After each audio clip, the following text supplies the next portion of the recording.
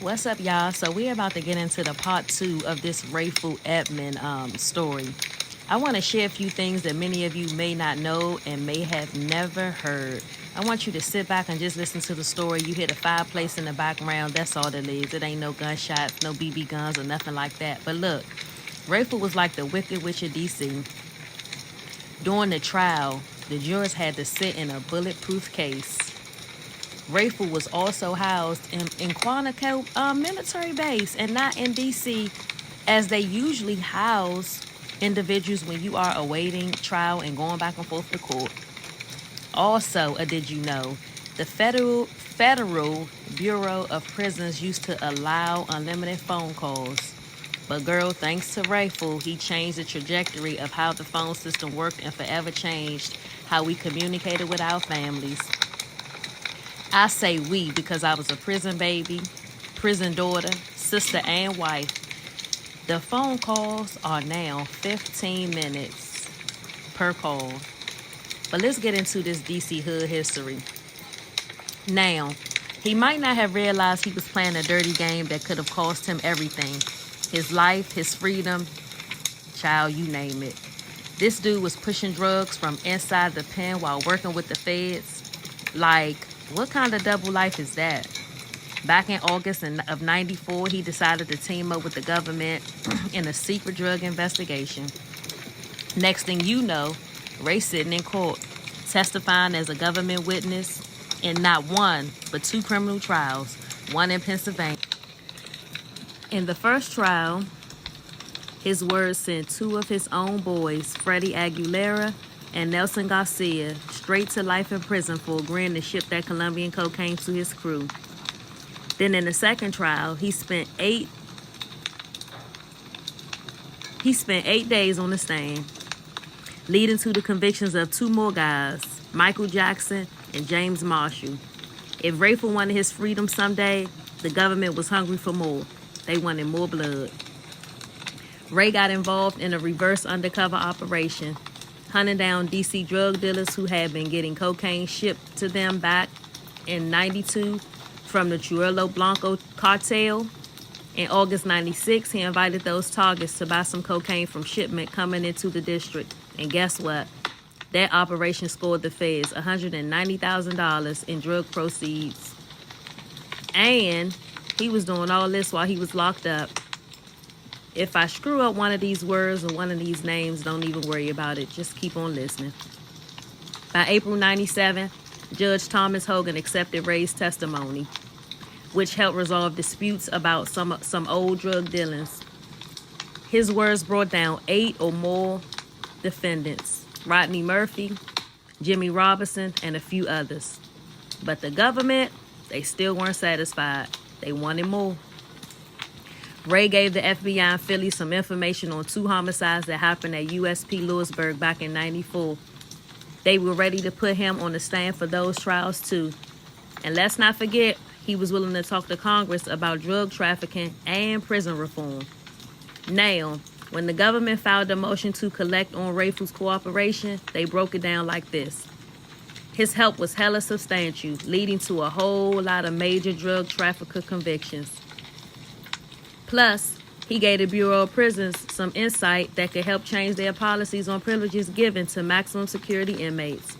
Ray wanted to limit those perks, but was he really trying to contribute to the suffering of those behind bars? Y'all do the math.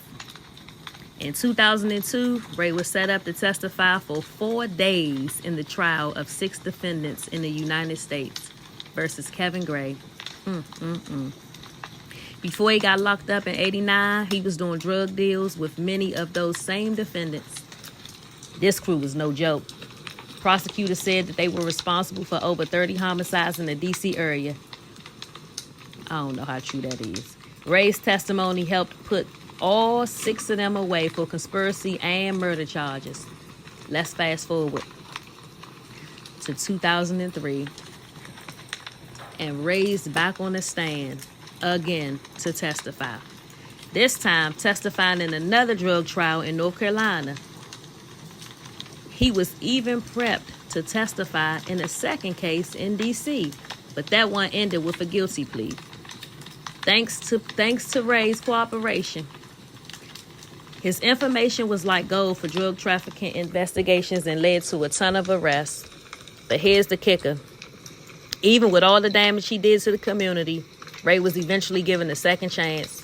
On February 23, 2001, Judge Emmett Sullivan, a D.C. native appointed by President George Bush, decided Rayful shouldn't die in prison. 30 years after his conviction, the government pushed to reduce his sentence under Rule 35 for substantial assistance. They even said Rayful had changed, and he deserved a shot at reclaiming his life. But the government still wanted a 40-year sentence, saying he was dealing with the devil.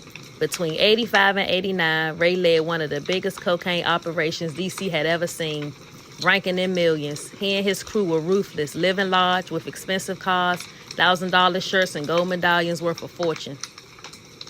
Sitting at the table, Ray had to wonder, these were my friends, and now they're facing 40 years. He thought he was finally getting out.